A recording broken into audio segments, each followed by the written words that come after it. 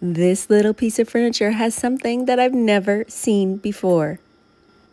I grabbed this from a local estate sale for $30 on the last day. And when I brought it home to open it up and inspect it inside, I found something. This little cabinet has a secret drawer. Can you see that drawer in the middle, right there on the front? You have to learn how to open it up, and I had no idea.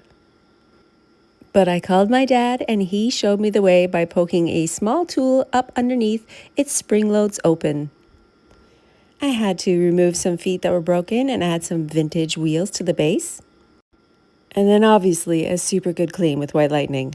I prepped with Bonding Boss 2 even coats before paint. And then I was ready to start my makeover.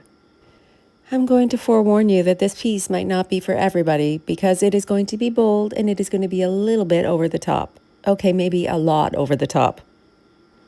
Coming in with a beautiful ombre base of blues and purples, I'm going to add some stripes and some whimsy to the sides and the front of this piece, creating the most perfect base for an Alice in Wonderland piece of furniture.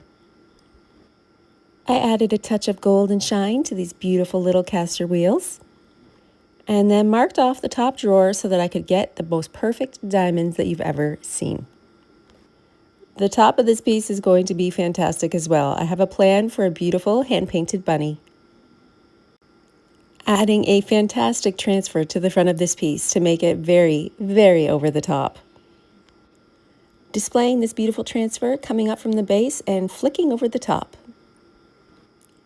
Big giant red roses, tiny clocks, and vintage playing cards.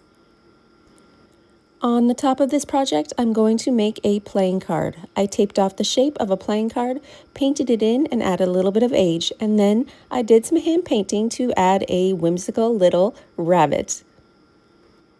Isn't he the cutest little thing? After hand painting that bunny, I added a little bit of dirt to the edges using my voodoo gel stain to age him up just a little bit. And then, of course, I needed to add a little bit more transfer to the top. I sealed the entire piece in Dixie Belle's clear coat and satin, and then I added some waxes to the edge for shine.